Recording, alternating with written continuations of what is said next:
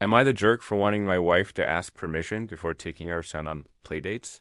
That's the title of the story that recently blew up online. And trust me, the details are even wilder than the headline suggests. A dad, let's call him Mark, works a really tough, unpredictable schedule. Because of his brutal shifts, the time he gets with his 2-year-old son is incredibly precious. He just wants to know that when he gets home, he can have some predictable one-on-one time with his little boy. Simple enough, right? Apparently not.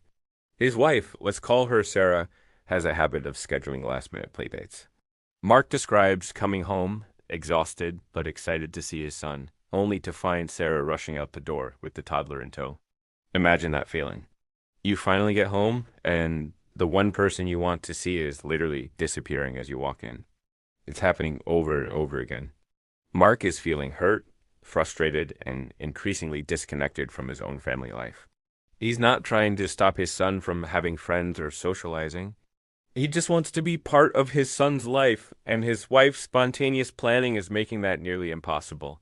So, Mark tries to find a reasonable solution. He suggests they use a shared calendar. It's a common tool for busy couples, right? He proposes that they can both add their appointments and plans, and he could block out the hours he knows Ella will be home and wants to spend with their son. This way, Sarah can see his availability and plan her playdates around it. It seems like a super practical, collaborative way to handle their conflicting schedules. He thinks he's offering a compromise. He's not saying no playdates ever. He's saying, let's just coordinate so I can be a present father. But this is where the story takes a sharp turn. Sarah doesn't see it as a compromise. She hears his request for a shared calendar and blocking out time and completely reframes it. She accuses him of demanding that she ask for permission just to take her own child out of the house. Suddenly, Mark's simple plea for coordination is twisted into an issue of control. He's not asking for permission. He's asking for a heads up. There's a huge difference. He's asking for partnership, and she's hearing it as a power play. Things escalate quickly from there, and it's not just between the two of them. Sarah takes her grievances to her mom group, and they pour gasoline on the fire. She shares screenshots with Mark of her conversations with these friends. They're not supportive of the marriage or finding a middle ground. Instead, they immediately label Mark as controlling and toxic. They tell Sarah that his request is a massive red flag. The advice isn't about communication or compromise. It's about painting Mark as a villain. And then it gets truly insane. These friends start suggesting that if Mark ever takes his son out by himself, during his own time, Sarah should report him to the police for kidnapping. Let that sink in. A group of moms are advising a wife to threaten her husband, the father of her child, with a kidnapping charge for spending time with his son. This is no longer just a disagreement about scheduling. It has spiraled into something incredibly sinister and destructive. The mom group has become an echo chamber of outrage, validating Sarah's distorted view and actively encouraging her to escalate the conflict to a dangerous level. Mark is understandably completely floored. He's just a dad who wants to see his kid.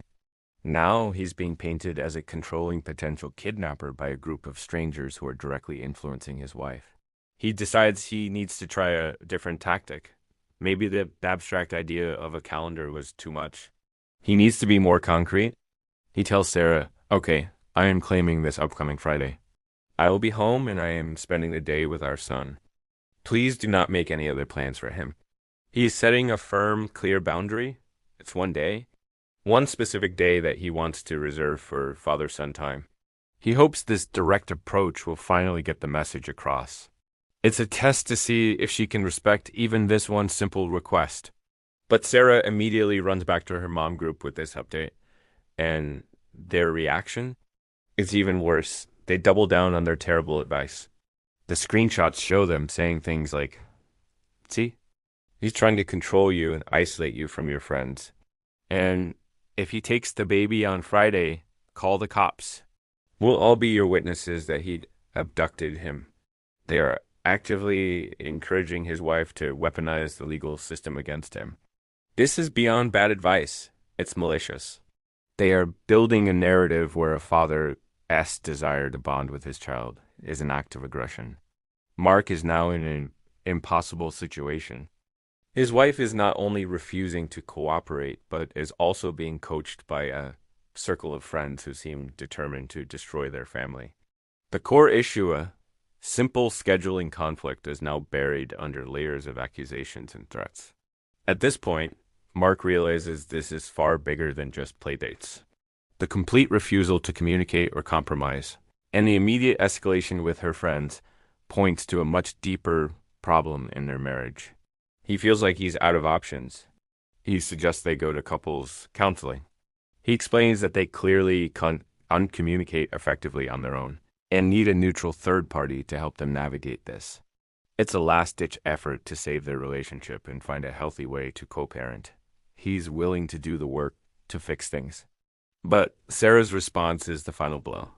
She refuses counseling. She tells him that she doesn't see a problem with her behavior and that she isn't going to change anything. According to her, the only thing that needs to change is him. He needs to stop being so demanding and just accept the situation as it is. He needs to accept being a secondary figure in his son's life, whose presence is optional and subject to her whims. Faced with this complete stonewalling, Mark is devastated. He has tried compromising with the shared calendar. He has tried setting a firm boundary for a single day. He has suggested professional help. Every single attempt to find a solution has been rejected and twisted. Her final stance that he is the sole problem and she will not change leaves him with a heartbreaking realization. If his wife is unwilling to even try to work with him, if she sees his desire for involvement as a flaw, what future do they have? And so the word divorce enters the picture. It's not what he wanted. He wanted a family, a partnership, and a role in his son's life. But he's being pushed into a corner where the only way to have a guaranteed relationship with his child might be through a formal custody agreement. It's a tragic end to a conflict that started with a simple, loving request. Can we please coordinate our schedules so I can be sure to see our son? This story is a powerful reminder of how crucial communication and respect are in a relationship. It also serves as a stark warning about the danger of echo chambers, whether online or in a group of friends.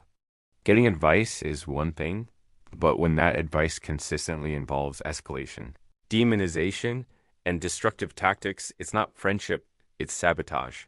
Mark wasn't the jerk. He was a dad trying to be a dad who was met with a wall of hostility fueled by a toxic support group. It's a sad situation all around, and you really feel for the dad and, honestly, for the child caught in the middle. Thanks so much for watching. What do you think about this situation? Let me know your thoughts down in the comments. And if you found this story compelling, don't forget to like this video and subscribe to the channel for more content like this. We'll see you in the next one.